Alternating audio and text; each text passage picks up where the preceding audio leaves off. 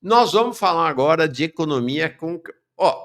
não me lembro de alguém ter vindo aqui e que tenha gerado tanto agito nas nossas redes, na audiência, na comunidade, desde ontem, quando a gente anunciou a presença do economista José Cobori. Aqui está um frisson realmente muito grande. Eu tenho acompanhado o Cobori, me surpreendido e me maravilhado com a presença dele, mas não imaginava que houvesse tanta... que ele tivesse tanta repercussão na nossa turma, na esquerda brasileira. Né? Foi impressionante o que aconteceu, de fato, nas redes ontem e agora de manhã. Ele que não é um... O Cobori não veio do Partido Comunista, não veio do PT, não veio do PSOL, não. Um empresário, um consultor, alguém do mercado financeiro. José Cobori, ele está há muitos anos no chamado mercado, na consultoria econômica, sobretudo na consultoria financeira, para empresas e para investidores, pessoas que desejam investir de uma maneira geral.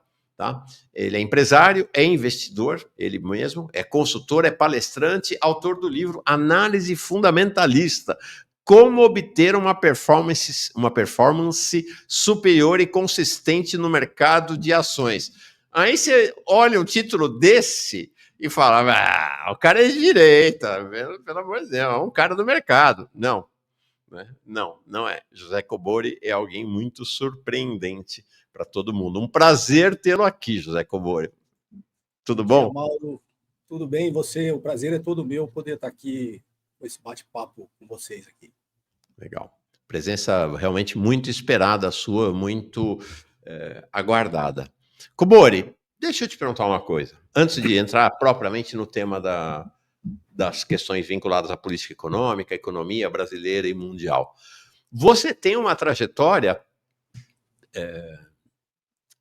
parece uma novela, sua história de vida, né? Um negócio muito aventuresco, muitas vai e vens, idas e voltas. E você tem, inclusive, um episódio do qual tem muita gente que poderia se envergonhar, e me parece que você se orgulha desse episódio, mas, ao mesmo tempo, lamenta que ele tenha acontecido, que foi ter ficado preso. Gente, este senhor aqui, José Cobori, ficou preso 80 dias em 2018, no espírito da Operação Lava Jato. Ele era presidente de uma empresa, uma história interessante, né, Cobori? Você era consultor da empresa e os donos da empresa convenceram você a assumir a presidência da empresa depois do sucesso que você teve na consultoria. A EIG é o nome da empresa.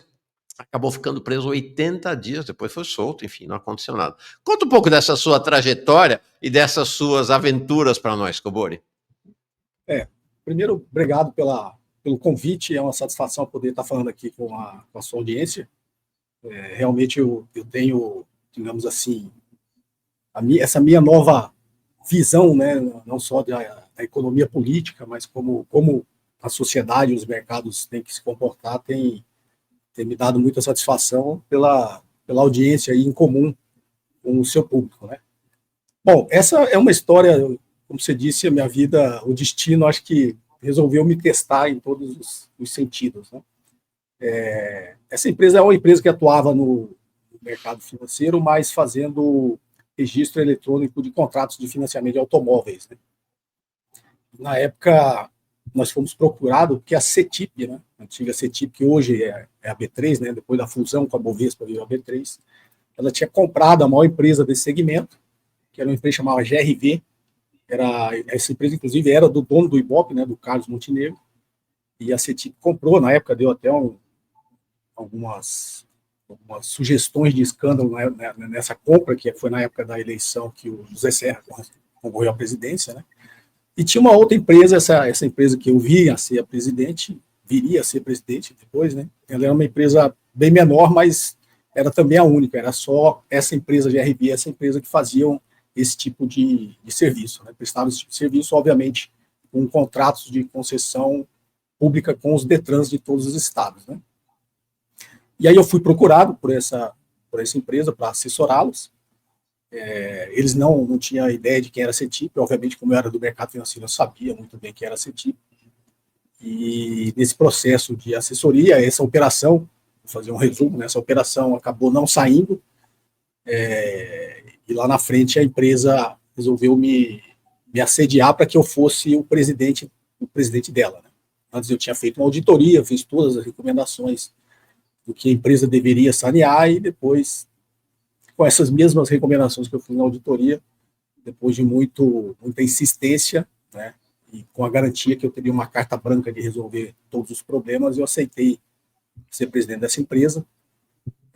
Foi logo naquela transição dos governos estaduais de 2014 para 2015, e assumindo com 10 dias, né, dia 10, eu assumi no dia 2 de janeiro, né, depois do Réveillon, no dia 10 eu já notifiquei um contrato que na auditoria eu tinha identificado como suspeito, né, eu notifiquei que iria cancelá-lo unilateralmente em 10 dias, isso eu fiz em 20 de janeiro de 2015, e você deve ter acompanhado uma parte dessa história, né, Mauro?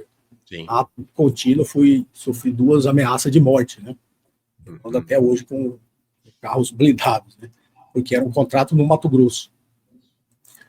Os outros contratos eu acabei perdendo todos porque eu não atendia aqueles que me procuravam, e aqueles que me procuravam eram políticos, né. Uhum. Bom, a gente tinha contratos em estados pequenos, né, um deles era Piauí, Alagoas, Tocantins, inclusive a pessoa que me ligava, eu já sabendo desse tipo de assédio, o meu telefone corporativo nem ficava comigo, ficava com a minha secretária. E ela que filtrava essas ligações, e uma pessoa que sempre me ligava, do estado do Alagoas, na época não tão conhecido, tanto que ele se apresentava como filho do senador fulano de tal, me assediava quase todos os dias pelo telefone, eu nunca atendi ele, então, naturalmente eu perdi o contrato desse estado. E eu havia ficado com o contrato só do estado do Mato Grosso. E, de alguma forma, eu tinha algum acesso ao governo, porque o que veio a ser chefe da Casa Civil era primo do governador, né, que na época tinha sido eleito Pedro Tax, que era do PDT, né, e por algum motivo eu falei, bom, lá eu tenho como chegar, e eu já tinha cancelado o contrato, né, já tinha esse plano de chegar deles, fui lá, procurei o chefe da Casa Civil, falei o que estava acontecendo, e falei que queria devolver aquele dinheiro que estaria sendo desviado nesse contrato para o Estado. Só para fazer uma matemática rápida, a concessão que havia sido ganha uns 5 anos anteriormente era de 90% do faturamento para a empresa e 10% para o Estado. Obviamente, não me parecia muito correto, realmente nessas concessões, no máximo 50-50, né? A empresa deve ser um caso inédito na história brasileira de uma empresa privada querer devolver dinheiro para o Estado, né? Sim, e aí eu procurei e falei, já cancelei o contrato, já notifiquei, já cancelei, e pela matemática que eu entendi aqui, esses 40% que seria do Estado, estava indo para esse contrato suspeito, né, e aí eu fiz esse termo aditivo com o Detran, a gente repactuou essa concessão pública em 50-50. Ou seja, não tinha mais o que fazer, eu falo, legalmente a empresa até teria o direito de ficar com isso, já que foi tudo feito, pelo menos, sim, dentro dos parâmetros ali que eles fizeram, né, foi feito de forma legal, era uma concessão pública, mas eu não achando correto, fui lá e devolvi para a empresa. E, ato contínuo, comecei a tentar fazer negócios com a iniciativa privada. Já pulando essa parte aí, que eu, inclusive, ia fazer um negócio com a Bovespa, né, antes dela fazer essa fusão com a CETIP, no mercado de registro de eletrônico de contratos de financiamento imobiliário, que era um mercado bilionário, né, acabou não saindo justamente porque a Bovespa entrou nessa negociação com a CETIP para fazer a fusão, o que veio a ser hoje a B3. Né? Saí da empresa, não tinha muito mais o que fazer, recebendo muita pressão do próprio dono da empresa, né, que eu era presidente, para que eu atendesse, né, senadores da República que me procuravam, de diversos estados. Né? Obviamente, não tem muita lógica nenhum senador me procurar, a não ser para propor alguma coisa que não seria correta. Né? Como eu não atendia, eu acabei tendo um estresse lá com o dono da empresa e saí da empresa em meados de 2016. E 2 anos depois, em 2018, saiu uma operação lá no estado do Mato Grosso, né, do Ministério Público do Estado do Mato Grosso, mas nesse ambiente ainda da Lava Jato, onde tudo era permitido. Uhum. O Sérgio Moro e o Deltan Dallagnol inaugurou uma nova forma de fazer justiça no Brasil, em que ela foi instrumentalizada para atingir objetivos políticos. E, obviamente, dali para baixo, né, isso era, digamos assim, fortemente festejado, né, em toda a mídia. Então, você imagina o que não aconteceu em todos os estados. Né? Os juízes também se acharam ali empoderados para fazer o que quisessem e, obviamente, também atingir interesses políticos. E, na época, no Mato Grosso, me pareceu bastante claro que o interesse político, né, as forças conspiravam no Estado, era para derrubar o Pedro Táxi, né, que era um governador, até o que eu conhecia, uma pessoa muito correta, né, até por minha própria experiência. Né, eu fui lá, contei a situação e ele falou, não, o correto é devolver para o Estado, fui lá e devolvi. Imagino que se fosse em outros governos, a solução seria, não, parou de pagar para eles, passa a pagar para nós, né? Uhum. Que é muito comum a gente ver isso na política. Eu já tinha tido outras experiências quando eu fui executivo de uma multinacional, e tive experiências muito parecidas com o Banco do Brasil. Então, e também na época eu havia cortado, também havia sofrido várias ameaças. Bom, resumindo, nesse interesse de derrubar o Pedro Táxi, eles criaram uma história, já que não tinha como o dono da empresa mais delatar o contrato que vinha até 2014 antes de assumir, porque quem acompanha a história do Mato Grosso sabe que o ex-governador lá, o Silval Barbosa, ele tinha sido preso, né? E na época ele foi preso, ele fez uma delação e entregou todos esses negócios escusos, dentre eles esse negócio que era feito com o Detran. E depois, obviamente, eles usaram essa pressão, né, desse ambiente, em cima do dono da empresa. O dono da empresa não tinha que entregar nada, o ex-governador tinha que entregar tudo. Ele inventou uma história, porque eles queriam, na realidade, era o governador em exercício naquele momento. Né? E aí, na história que ele inventou que o meu salário, né, era pago para ser repassado para o governador, o que era um absurdo, que quando ele fez a delação eu já tinha uma petição que eu tinha protocolado no Ministério Público, porque foi em duas fases, né? Eu fui preso na segunda fase. Na primeira fase eu não estava envolvido, mas eu achei estranho que o meu nome estava saindo muito lá na imprensa, até porque eu tinha uma visibilidade nacional, né? Na época eu dava muita entrevista para a Rede Globo, quase toda semana, e eu estranhei isso aí, o Ministério Público não quis me ouvir, meu advogado achou muito estranho o Ministério Público querer me ouvir, já que eu tinha sido presidente da empresa, né? No mínimo por curiosidade, né? O cara deve ter algum tipo de informação. O meu advogado achou estranho, a gente colocou tudo no papel, eles tinham feito uma quebra de sigilo bancário com todo o famoso follow the money, né? Siga o dinheiro.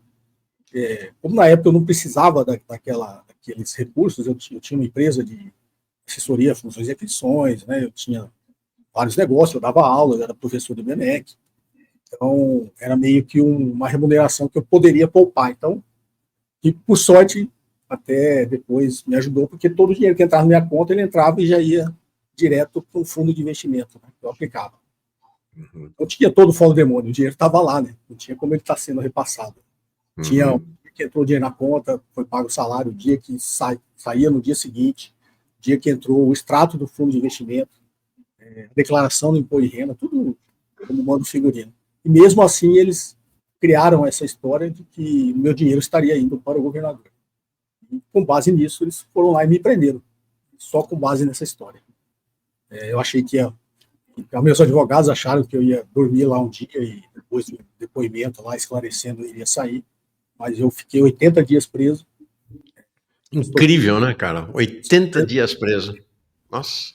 Sofrendo pressões quase todos os dias para que eu delatasse, né? Ou seja, tentasse ou corroborasse com a história deles para atingir o governador. Sim. O princípio da delação, você assumir um crime para entregar aos outros, eu não cometi nenhum. Então, claro. Eu fiquei 80 dias preso, né? Hoje, qual é a tua situação em relação a esse caso? Você foi inocentado? Esse caso foi em 2018, por incrível que pareça, esse processo sumiu. Ah, sumiu? Sumiu, depois eles colocaram, do mesmo processo criminal, eles era uma malabarismo jurídico, eles fizeram um processo de improbidade administrativa. inclusive me incluíram, eu como agente privado, no processo de improbidade administrativa. Uhum. E aí, depois, quando começaram a fazer as petições para puxar esse processo original criminal, né, que estava sendo usado no processo de improbidade, ninguém mais localizou esse processo, era um processo físico, né? Sumiu. Sumiu. Incrível. Essa sua história é muito impactante, sabe, Cobori? Porque ela traz à luz as entranhas do que é a relação entre empresas e Estado, ou entre empresas e o poder político. E o que você está dizendo do poder político local, inclusive, né? De como é que essa Sim. roda gira no Brasil. É realmente impressionante, impressionante. Bom, te prenderam, mas não te quebraram, né? Você está aqui hoje. Estou aqui Parabéns. Hoje. Meu conceito de liberdade hoje é bem diferente. Né? Sim, sim. Você E pode você, gente... mas você continua sendo uma pessoa livre. É isso aí. Você, se quiser, por favor... Bom, vale a pena olhar o site do Cobori. Ele tem um site, se você quiser saber dos livros dele, deixa só eu colocar aqui para eu entrar, aí vai ficar maior. Tá aqui. Então, o site, se você quiser entrar, vale super a pena, tem muita coisa, josecobori.com.br, tá? Então, muito forte, você vê aqui, tem os cursos do site, tem mídia, livros, vídeos, contatos, serviços corporativos, e você tem aqui, conheça José Cobori, e aí tem uma carta aberta.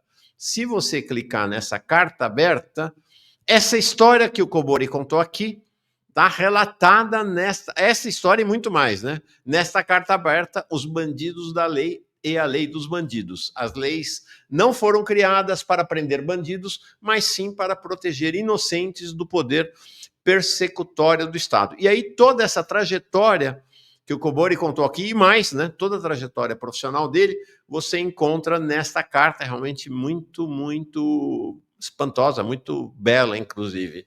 Cobori, hoje você faz o quê? Bom, depois, inclusive, isso me causou, na época, obviamente, um trauma muito grande, né? Eu perdi praticamente tudo que eu tinha, que depois de uma situação dessa, ninguém, inclusive com a mídia batendo em cima, ninguém quer saber se... Ninguém nem quer te escutar a sua versão, né? Você já, automaticamente, você vira um bandido e, principalmente, eu que sou do mercado financeiro, era do mercado financeiro, ainda me considero, né? Eu virei um leproso, né? Então, meus sócios, de forma completamente irregular, eu fui rifado, né, da empresa, até porque eu tinha saído, teve 2 fases, eu saí até para blindar a empresa. Depois, não retornei nunca mais. Foi uma grande decepção com essas pessoas. Né? O IBMEC nunca mais me chamou para dar aula e a justiça me proibiu, né? Eu fiquei com as medidas cautelares mesmo, saindo da prisão durante mais de um ano, né? E eles me proibiram até de dar aula. Então era uma prisão domiciliar, eu não podia sair de casa. Fiquei ali uns 2, 3 meses numa depressão profunda, e é incentivado pela minha esposa, até porque algum tipo de atividade, para quem não pode sair de casa, o único recurso é a internet. Né? Eu sempre gostei muito de ensinar, foi na época que eu criei meu canal no YouTube, comecei a ensinar economia, finanças e investimentos. Então, hoje, muitas empresas me procuram para dar consultoria, mas aí, quando pesquisam e veem esse tipo de coisa, então a coisa vai me acompanhar o resto da vida, mas já depois desse artigo, foi inclusive minha esposa que pediu para eu escrever, para eu antecipadamente mandar para todo mundo que me procurar, né? Me procurasse. Tenho feito alguns, principalmente na área de treinamento, né? Muito treinamento para empresa de educação corporativa, né? Tios de empresa. Eu tenho ainda essa vertente de fusões e aquisições, né? Hoje a boutique que a gente chama boutique de M&A, né? Que eu criei hoje, seguramente, se não é a maior, é uma das maiores do Brasil, né? Faz assessoria, processo de fusões e aquisições. Estrutura estrategicamente e financeiramente essas operações de consolidação de mercado. Ah, que legal. Então tá aí, tá de volta. Tá de volta. Sim. Tá bom. Bom, não conheço sua companheira, sua esposa, mas pelo pouco que você falou, parece que ela teve um papel fundamental aí nessa volta por cima também. Mande um abraço e parabéns para ela. Cobori, Bom, vamos entrar aqui no nossos temas. Então, ó, se você quiser saber mais, tem o site josecobori.com.br, tem o canal do Cobori no YouTube, tem os cursos, tem este livro dele, alguém pediu aí a indicação do livro, tem um livro do Cobori que faz grande sucesso, tá? E no site dele tem indicações de leitura, né? O livro dele é Análise Fundamentalista, como obter uma performance superior e consistente no mercado de ações, tá? Tem Tem outro, viu, também... Mauro? Oi? Eu tenho esse aqui que eu lancei ano passado, né? Ah. A Fábula do Estado da Esse aí Ilha. eu não sabia, não está no site, não. A Fábula do Estado da Ilha. Como a economia e os mercados funcionam. Eu não sabia desse livro, não. Legal. Esse é um livro que até uma criança de 12 anos consegue entender. A minha satisfação é essa. Tem muitos depoimentos aí. Para entender a economia. É que, na realidade, eu criei uma história, né? Que chama A Fábula do Estado da Ilha. E aí tem 20 capítulos aqui, 10 eu ensino sobre economia e 10 sobre mercados, né? Perfeito. E um spoiler para você, a continuação dele vai ser melhor. Ótimo. Porque já vai ter um segundo funciona. volume? Vai ter um segundo volume? O segundo é como deveria funcionar. Legal. Então é isso. Vamos falar exatamente sobre isso. Como funciona e como deveria funcionar. Eu queria o seu olhar, né, sobre os rumos da política econômica de Lula 3, como funciona e como deveria funcionar. Como funciona como o mercado sempre quis, né? Então o governo infelizmente, ainda é um refém do mercado. O mercado cria as regras, o capitalismo financeiro cria as regras de como o jogo tem que funcionar, e obviamente quem criou as regras do jogo é que manda no jogo, né? Então, ou você muda essas regras, você quebra essas regras, ou você vai ser sempre um refém do mercado financeiro.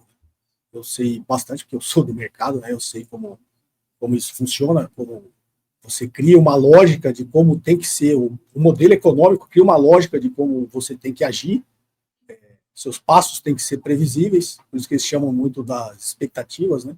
Eles criam as regras que criam as expectativas e para você, obviamente, atingir as expectativas, você tem que jogar conforme essa regra. Então eu acho, infelizmente, assim, enquanto a gente não quebrar essa lógica do capitalismo financeiro, a gente não vai chegar em lugar nenhum, né?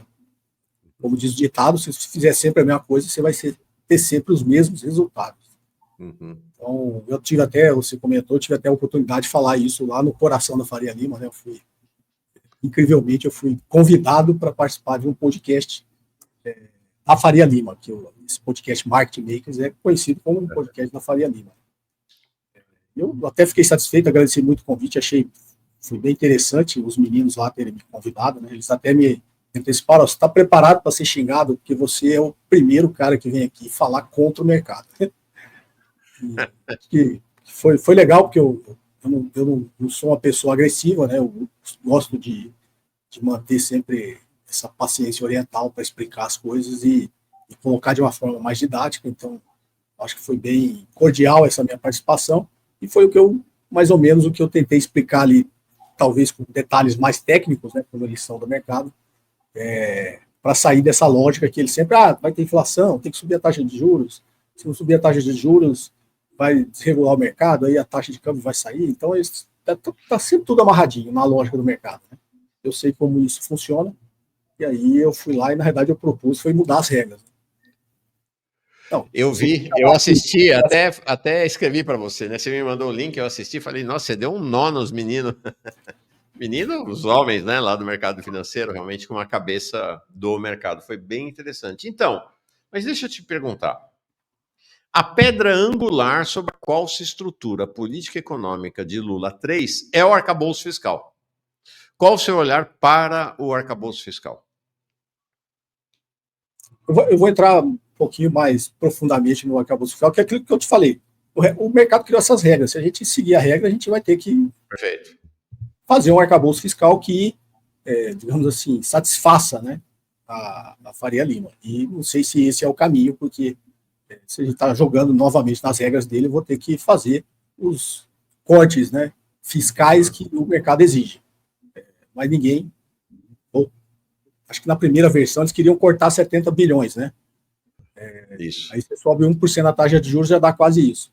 Eles não querem cortar no que vai para eles querem cortar no que vai para os outros, né?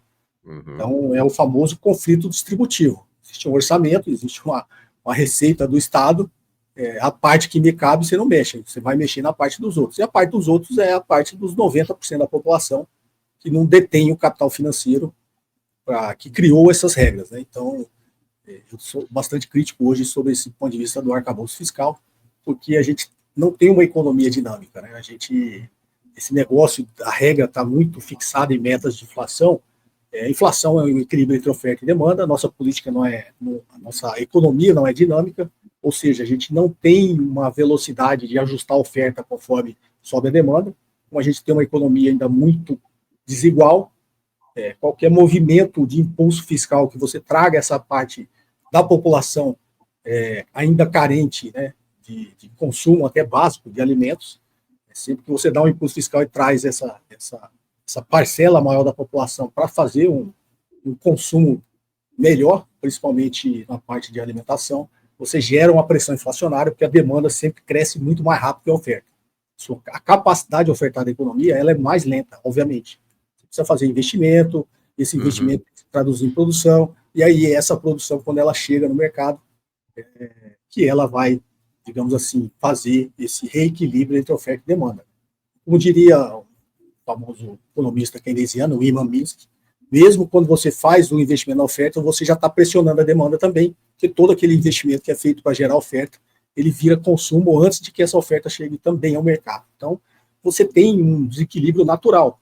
Se você cria uma regra que, quando você tem um desequilíbrio, você tem que mexer na taxa de juros, você nunca vai chegar a lugar nenhum. Por isso a gente vive nesse ciclo infinito de aumentos expressivos na taxa de juros e quedas lentas na taxa de juros. Não tem muita lógica. Então, o investimento, aí é uma coisa que os economistas aí liberais não gostam que eu falo, né? Mas é bastante lógico, por isso que eu gosto de explicar assim.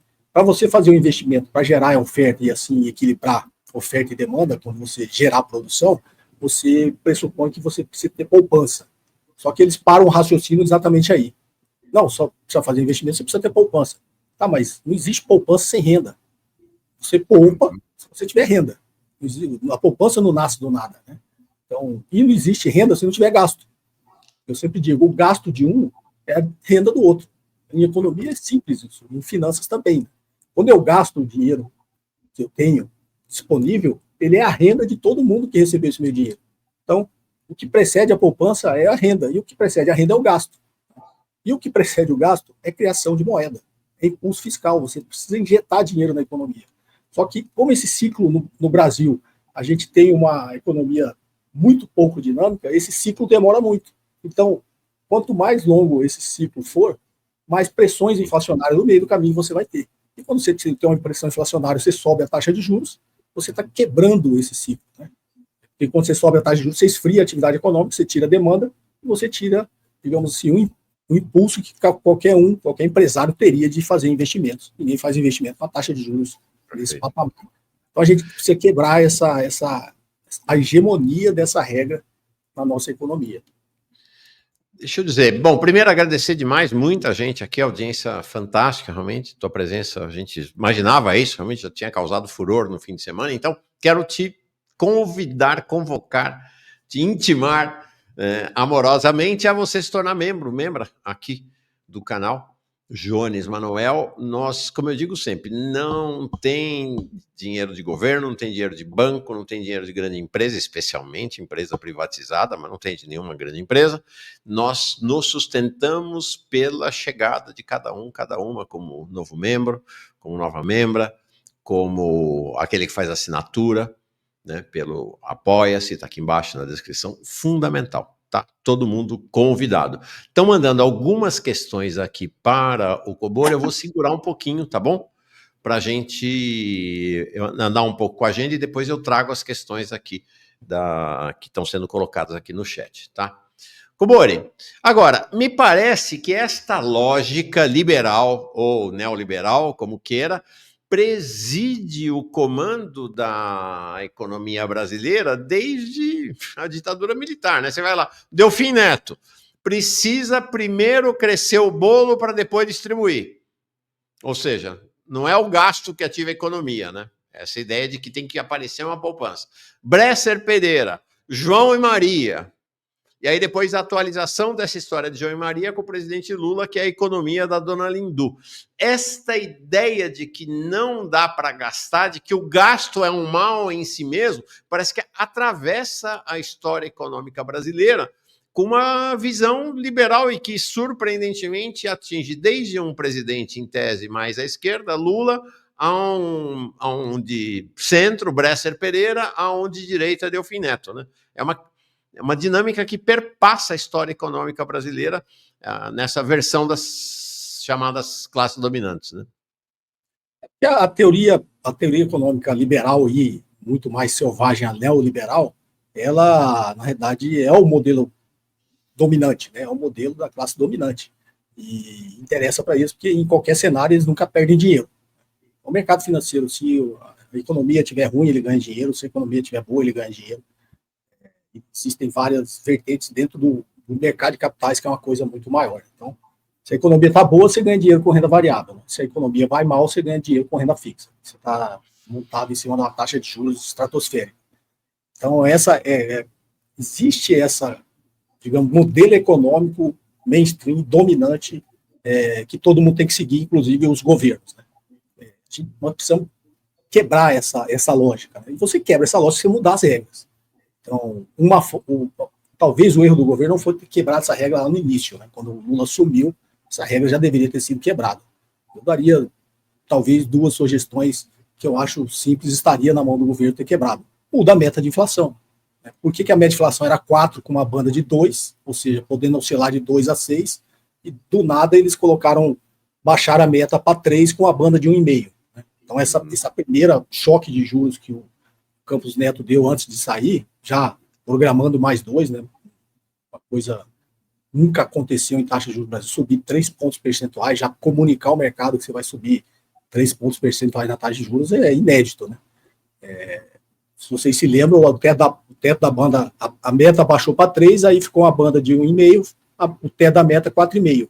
Aí veio uma projeção de inflação, esse número eu tenho de cabeça que eu achei absurdo, né? De 4,78, ou seja, 0,25, 0,28% acima do teto da meta, já gerou, digamos, esse anúncio dessa porrada na taxa de juros. Se a meta de inflação fosse 4, o Banco Central não precisaria se mover dentro da regra que eles criaram. Então, para quem não sabe, a meta de inflação é definida pelo Conselho Monetário Nacional. E lá o governo, mesmo o Campos Neto sendo contra, ele tinha 2 cadeiras. É o ministro da Fazenda, o ministro do Planejamento e o presidente do Banco Central. Se tivesse mudado essa meta lá no início, seria, digamos assim, já teria algum efeito em cima da política monetária, do meu ponto de vista. É óbvio que você teria digamos assim, várias reações contrárias do mercado se o governo fizesse isso.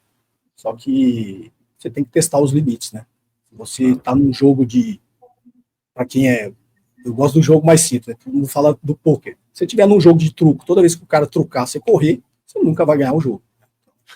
Pois é. Você tem que bater na mesa e gritar 6, né?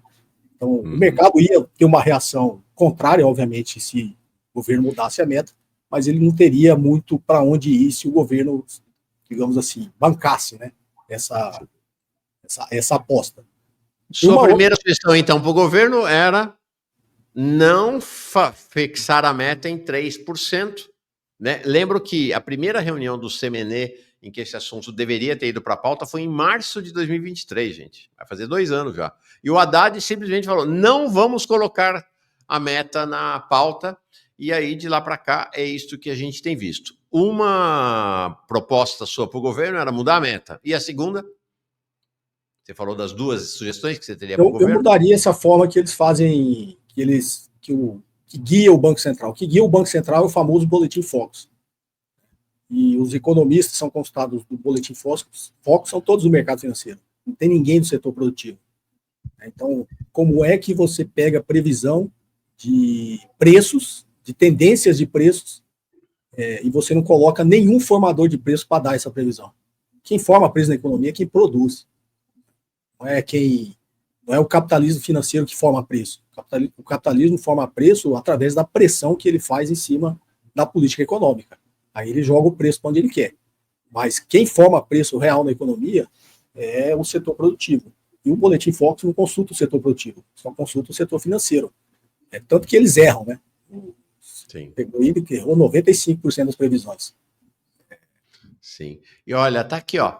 Boletim Focus acabou de sair. O Boletim Focus ele sai toda segunda-feira, né? Fecham na sexta e sai toda segunda-feira. Acabou de sair o Boletim Focus, que o presidente do Banco Central, não o Campos Neto também, né? Mas o atual idem, acha uma maravilha, acha que a grande bússola para o Banco Central é o Boletim Focus.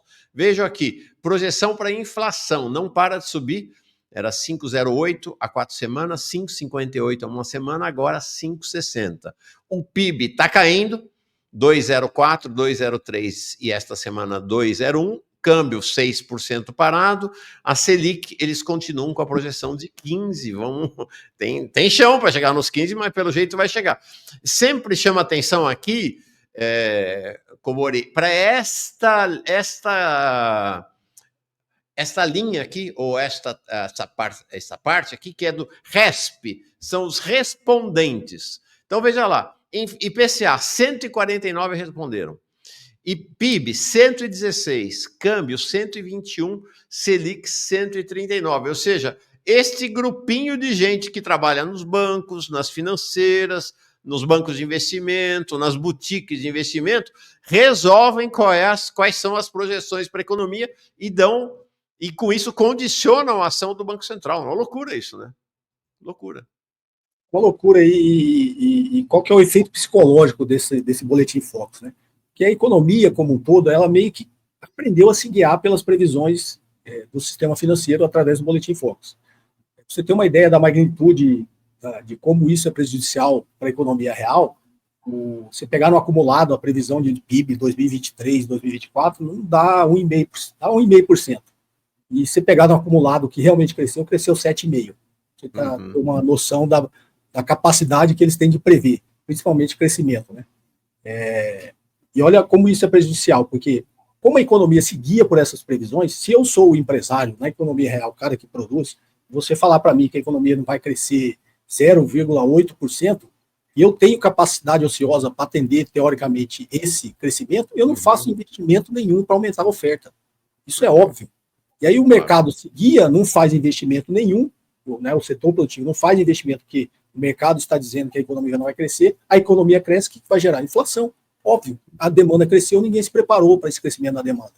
Então, existe todo digamos assim, uma perversidade por trás dessas previsões, porque se eu acertar ou se eu errar, eu vou ganhar. Eu errei a minha previsão, né? A economia cresceu muito mais, gerou inflação. Vou ganhar com a taxa de juros, porque o mercado vai ter que subir a taxa de juros, eu vou ganhar dinheiro do mesmo jeito. Então, a gente precisa aí, aquilo que eu falei no início, né? Quando você precisa fazer um investimento, você precisa ter poupança, e gasto gera renda, que gera poupança. Quem já tem a poupança no país são 1% da população, né, que tem dinheiro, que são os chamados rentistas, né? Quem tem dinheiro, quem tem a poupança, não gasta e não investe. Com a taxa de juros dessa, não gasta e não investe. Quem gasta e investe, quem precisa consumir, é quem está sendo incluído na economia, é quem está sendo tirado de condições precárias de subsistência. Então, eles falam assim, não, precisa ter poupança. Tá, mas a poupança é minha e eu não vou investir. Eu já estou ganhando muito dinheiro com taxa de juros, né? Estratosféricas. Então, é meio que, digamos assim, no popular é meio que uma sacanagem, né? Eles usar essa lógica da poupança. Não, para ter investimento precisa ter poupança. Tá, mas a poupança é sua e você não quer investir, né? Sim. Comore, essa é uma coisa que eu falo sempre aqui, sabe? São 9h15 da manhã. Esta turma dos bilionários, milionários, muito ricos e ricos, que detêm os títulos da dívida pública brasileira e que recebem remuneração no mínimo da taxa Selic, no mínimo da taxa Selic, devem estar acordando agora para ir para o clube, porque não precisa acordar. Eles dormindo está ganhando dinheiro. Dormindo ele está ganhando dinheiro. Não precisa fazer nada. Né? Dormindo está ganhando dinheiro, então vai para o clube agora. Estão indo lá para o clube agora, depois vai ter almoço com os outros colegas que detêm esses títulos. Você imagina que atividade com uma inflação no país hoje, vai, mutatis mutandis, Cobore 5, você tem uma taxa de juro que eles estão 13,25 na Selic, mas que essa turma está ganhando uns 15% de juro ao ano. Por que eu vou me mexer? Eu que sou mais bobo não me mexeria, né? Ninguém investe, né? Até quem hoje, principalmente das classes privilegiadas, que consegue, que é muito difícil, né? Consegue poupar um dinheirinho, ele vai lá no Tesouro Direto e põe o dinheirinho parado. Esse negócio de empreender, quem empreende é quem precisa subsistir, né? Está muito na moda esse negócio do empreendedor. O cara que vai lá empreender, vai ser um Uber, vai abrir um negócio de cachorro-quente, é porque ele precisa girar aquele negócio para ele comer. Se sobrar um pouquinho de dinheiro, mesmo esses empreendedores vai poupar, não vai. Para que eu vou botar o meu dinheiro em risco, girar um negócio que talvez não tenha uma margem tão boa assim, né? Se eu posso deixar o dinheiro no banco rendendo 13% ao ano. Sem dúvida. Combore, agora, eu tenho uma última questão, aí vou trazer as questões da comunidade e depois um tema internacional, pelo menos, que eu quero te ouvir. A última é a seguinte: qual é a receita do governo Lula para este momento? E aí estou falando do governo Lula, estou incluindo o Galípolo, né? Porque apesar do Banco Central ser independente, entre aspas, ele é do time, né? Então hoje o governo Lula controla a Fazenda, controla a presidência, controla o Banco Central, o planejamento, então está tudo na mão do governo Lula.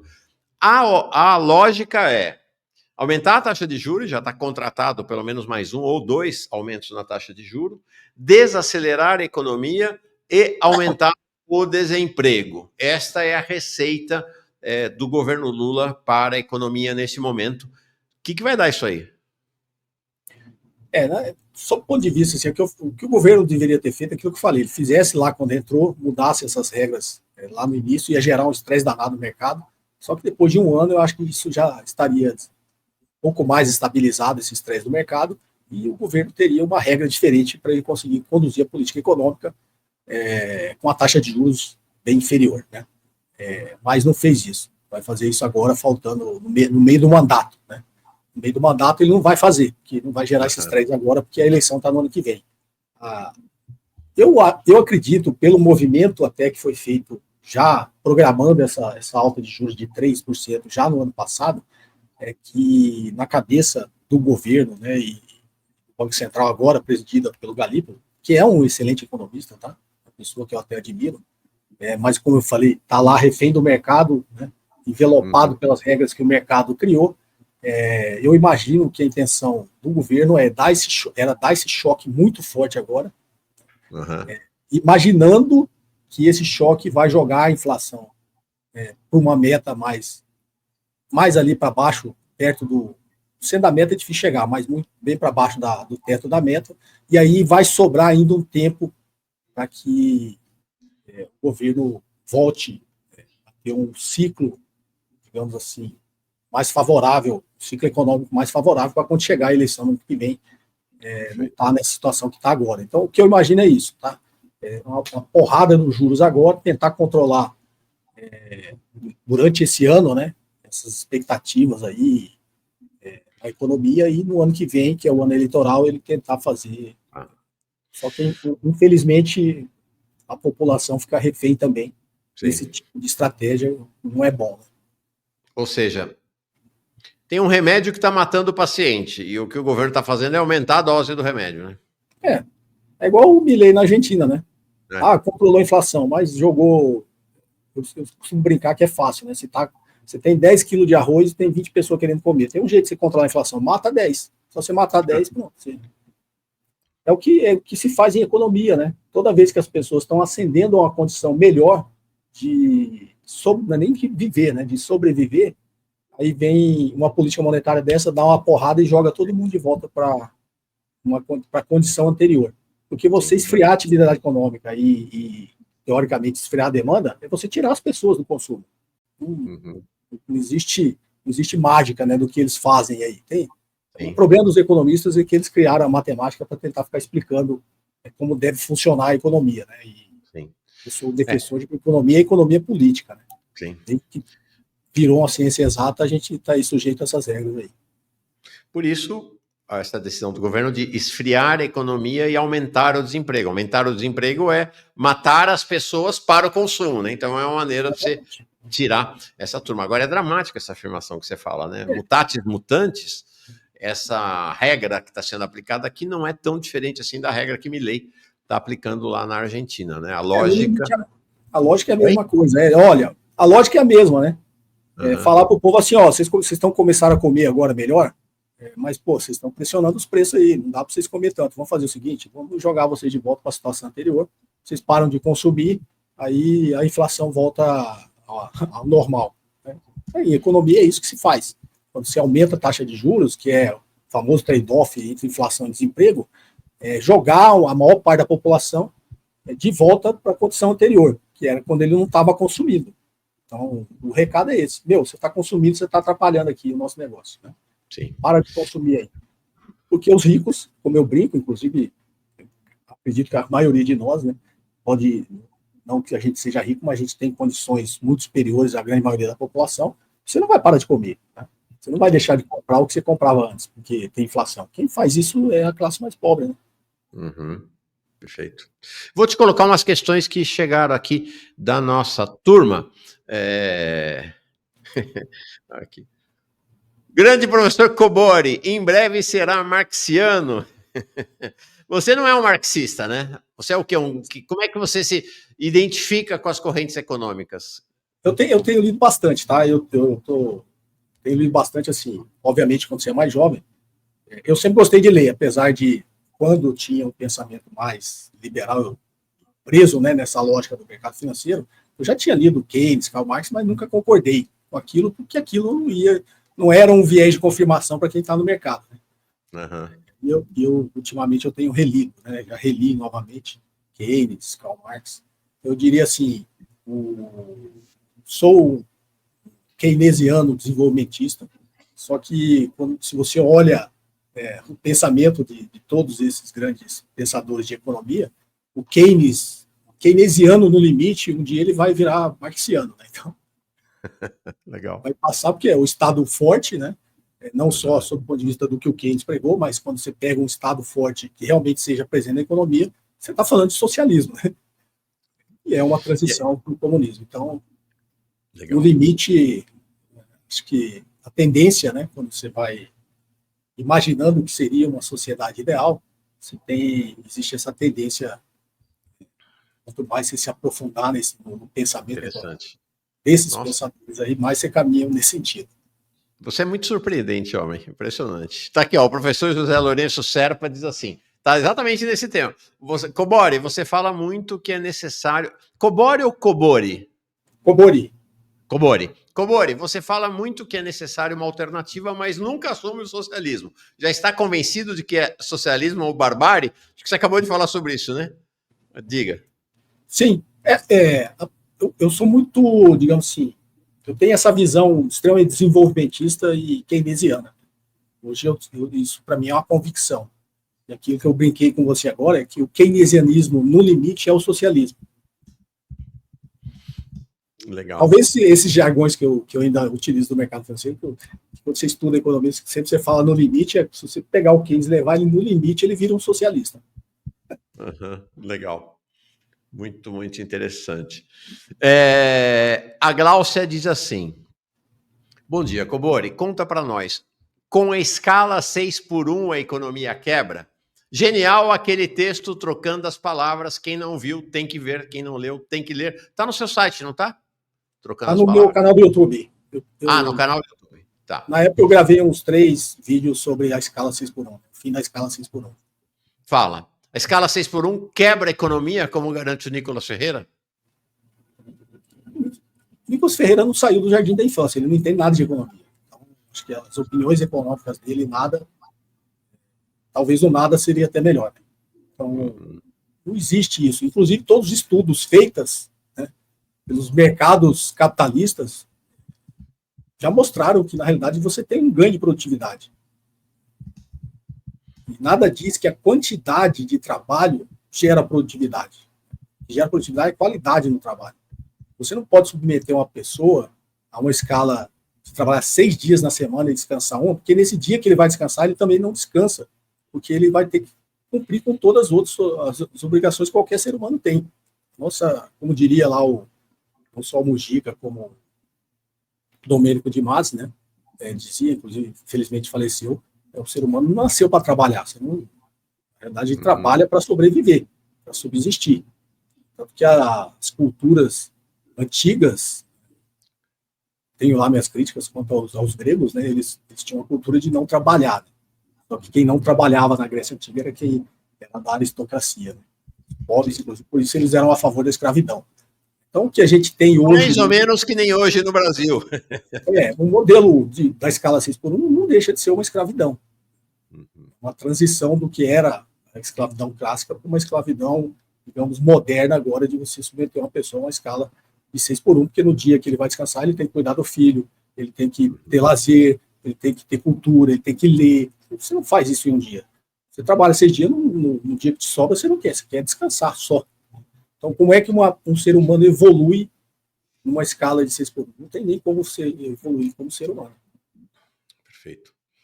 Interessante. E a escala 6x1 tem relação direta com a escravidão, né, aqui no Brasil, Cobori, porque na escravidão, as pessoas, como o país era teoricamente católico, né, as pessoas feitas escravas trabalhavam de segunda a sábado, e domingo, como era o dia santo, elas não podiam trabalhar, e aí, na verdade, iam trabalhar, né, cuidar da sua horta de mandioca e tal, e eventualmente, dependendo do grau de catolicismo dos seus proprietários, né, proprietário de gente, né, eram obrigados a ir à missa também, né. Então a escala 6x1 é uma herança dessa mentalidade escravocrata, né, da classe dominante brasileira, né.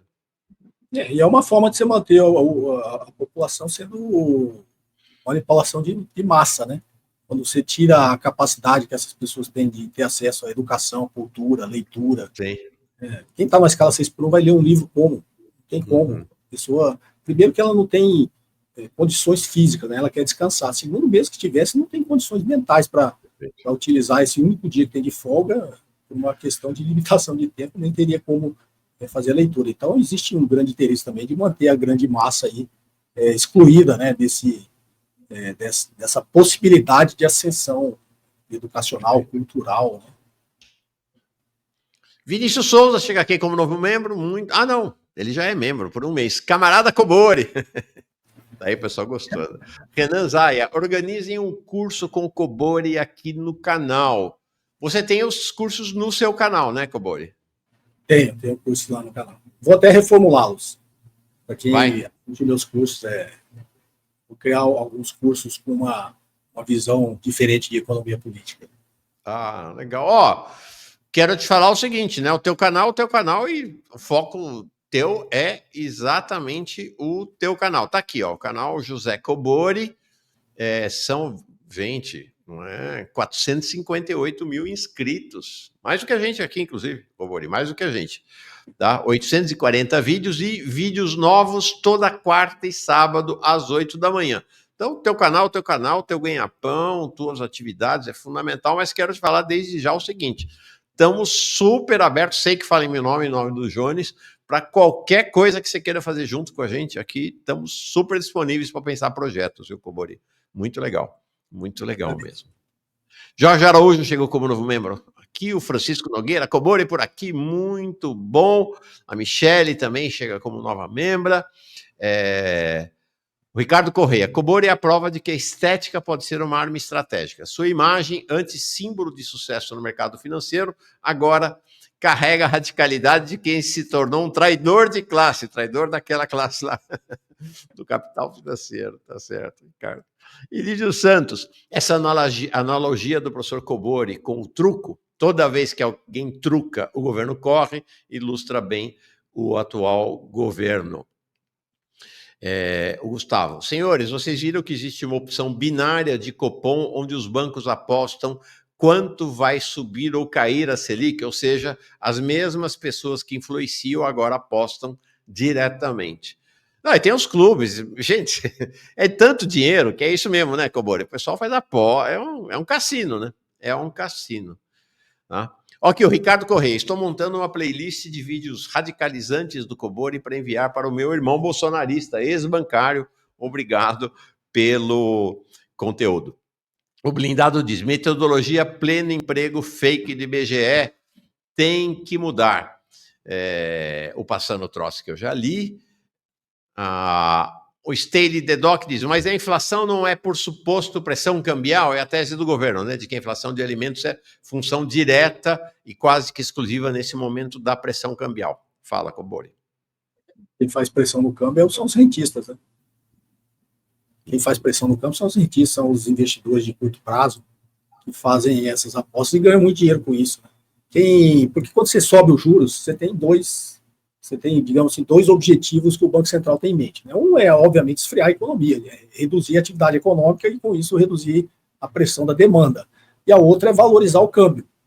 Como que você valoriza o câmbio? Você, com a taxa de juros mais alta, você começa a atrair mais capitais, né? Mais capitais entrando no Brasil, você controla, teoricamente, a sua taxa de câmbio. Você valoriza o real, né? Mais gente querendo comprar real para entrar no Brasil vai valorizar o negócio real e trazer, digamos, essa taxa de câmbio para um patamar que seria interessante para o Banco Central controlar a inflação. Perfeito. Só que quem faz esses movimentos de capitais que mexe com o câmbio é quem tem dinheiro, são os rentistas. Então ele está ganhando dos dois lados, né? Quando você sobe os juros, ele acumula muito mais capital do que ele tinha, porque o dinheiro dele está aplicado em juro alto, e depois ele vai ter um capital muito maior para conseguir especular com a taxa de câmbio. Então, é um círculo vicioso para eles, né? Círculo virtuoso, ou círculo virtuoso para eles, círculo vicioso para o Brasil. O Brasil, para a economia como um todo. Verônica Nascimento, Manhã Brasil se superando, Mauro, Cobori, admiração. O Júnior aqui com uma ironia, todos temos as mesmas 24 horas. Reclamar das 6x1 é mimimi, assinado filha do Renato Aragão. Gustavo de Paula chega aqui como novo membro. Caio Batista saudando a sua estada aqui, só mandando um superchat para saudar professor Cobori, com quem tenho aprendido muito, lendo Análise Fundamentalista. Legal, tá aí lendo o teu livro. Bem legal. Cobori, queria te colocar uma última questão. Vou deixar você na tela um segundo para dar uma saidinha e volto enquanto você começa, mas vou estar ouvindo, que é um olhar teu para o cenário internacional, governo Trump, né? E nesse contexto geopolítico aí, governo Trump versus China, como é que você está vendo esse início de governo Trump? Como tem um vídeo meu que talvez tenha feito muito sucesso aí no meu canal, foi justamente sobre essa minha avaliação de que seria essa era Trump, né? A era Trump, para mim, é o início. Na verdade, o Império Americano já está em decadência desde a ascensão do neoliberalismo. Acho que até falei lá no Coração da Faria Lima isso aí, eles acharam um pouco estranho. Foi quando os Estados Unidos, se julgando a única potência, né, com a queda do bloco soviético, começou a achar que o mundo agora era unipolar e que mandava era o capitalismo, e ele começou a desmontar todo o bem-estar social que foi criado no pós-guerra, né, até 1971, lá, quando os Estados Unidos abandonou o padrão ouro. E aí o capitalismo, se julgando sozinho, ele criou essa nova vertente radical, né, do liberalismo, do neoliberalismo, desmontou todo o bem-estar social que foi criado na humanidade, e desregulou todo o mercado e partiu selvagemente, né, para esse crescimento do capital financeiro, e agora extremamente desregulado para, digamos, acumular cada vez mais riqueza. O que aconteceu desde então, da década de 80, foi um aumento brutal na concentração de renda, no aumento da desigualdade. Então, o problema dos Estados Unidos não está fora do país, está lá dentro, né? O que gera o problema na economia americana é essa extrema desigualdade que existe na sociedade americana também, que é o mesmo problema que o Brasil fica se espelhando nos Estados Unidos, criou aqui. Então, quando você tem 3 pessoas, né, que têm a mesma riqueza que 170 milhões de pessoas lá nos Estados Unidos, você pegar, os 3 estão lá, estavam atrás do Donald Trump na posse, batendo palma igual criança, por causa disso, né? Pegar o Bezos, o Elon Musk e o Zuckerberg tem a mesma riqueza que os outros 170 milhões da população da classe inferior americana. Então, o que eu brinquei até no outro podcast foi nenhum deles come 2 vezes por dia, almoça 2 vezes. Então, esses caras não vão gerar atividade econômica nunca, até porque o que eles acumulam eles não devolvem para a economia nem para a sociedade. Imagine o que seria 170 milhões de americanos tendo uma qualidade de vida melhor, capacidade de vida melhor para gerar a economia. Então, o problema da economia americana é deles, está lá dentro, né? Esse aumento brutal na desigualdade dentro da economia. E aí eles ficam, obviamente, como todos ultraliberais, né, e ultradireita, fica procurando inimigo. Dentro do país, os inimigos são quem é diferente, né? São os imigrantes, todos aqueles. E aí tem um monte de gente aqui no Brasil que se acha americano, é impressionante, eles ficam defendendo os Estados Unidos, né?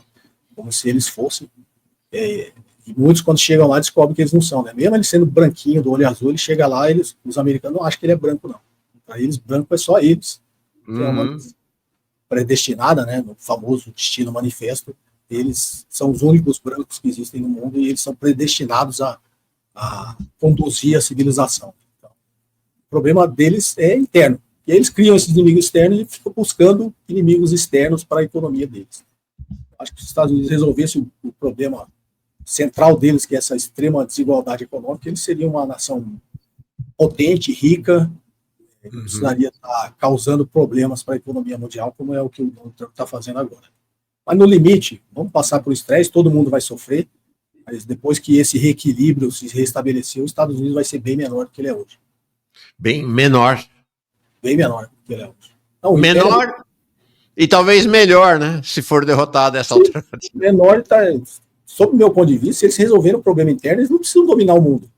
Eles só precisam resolver o problema deles, da economia deles, né? Então, a hegemonia deles, o Império Americano já está em decadência há muito tempo, né? Acho que agora vai se agravar. Isso, para mim, é o último suspiro de alguém que está desesperado, que sabe que perdeu essa posição que ele tinha. Então, a economia americana já não é tão hegemônica assim, o Império Americano já não é tão hegemônico. Eles podem causar alguns problemas, porque eles ainda são a maior potência militar do mundo. Mas eu brinquei lá, não adianta você ter bomba nuclear para destruir 20 planetas, porque você só tem um para destruir. Né? É isso aí. Bom, para encerrar de vez. China. Eu até fiz essa analogia, foi até uma coisa que eu comentei na hora, lá no Coração da Faria Lima, que o início da decadência do Império Americano foi o início da ascensão da China, justamente pela ganância do capitalismo.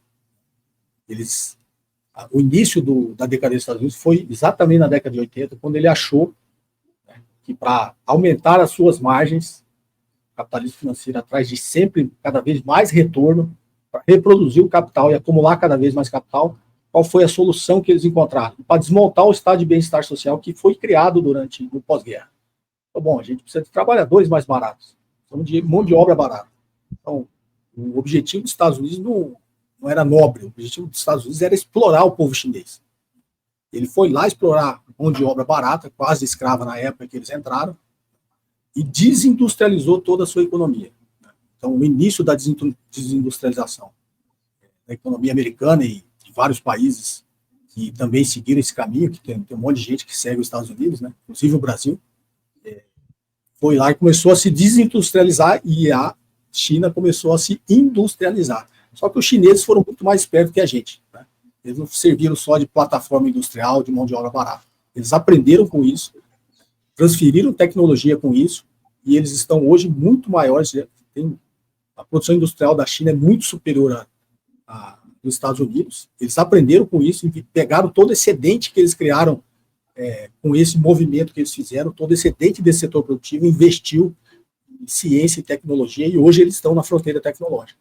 Os Estados Unidos acordou para isso já há algum tempo que eles acordaram, né? Viram que a estratégia deles, que a ganância por cada vez mais retorno, foi o início da decadência deles, e agora é tarde. Né? Todo esse movimento do Trump é para tentar reindustrializar a economia americana. Mas acho que agora já é bastante tarde para isso. José Cobori, cara, gostei de você, muito legal. Já tinha assistido, né, assisti alguns vídeos do seu canal, assisti esse vídeo seu lá com os rapazes da Faria Lima, e tua história me impressionou desde sempre. Fui empresário também no passado, tive uma empresa, tive uma agência, frequentei esse mesmo universo aí que você frequentou, então tem uma identidade grande, mas, como se diz o ditado, gostei de graça de você, Cobori, muito, muito legal, gostei muito mesmo, muito impactante, acho que todo mundo aqui, audiência altíssima, sinal do interesse por te ouvir, eu espero que você volte outras vezes, tá? Fico feliz, agradeço demais o convite e foi um prazer estar aqui com você durante esse tempo que foi curto. Foi curto, mas intenso. Não ia ficar muito tempo aqui conversando, mas foi bastante satisfatório.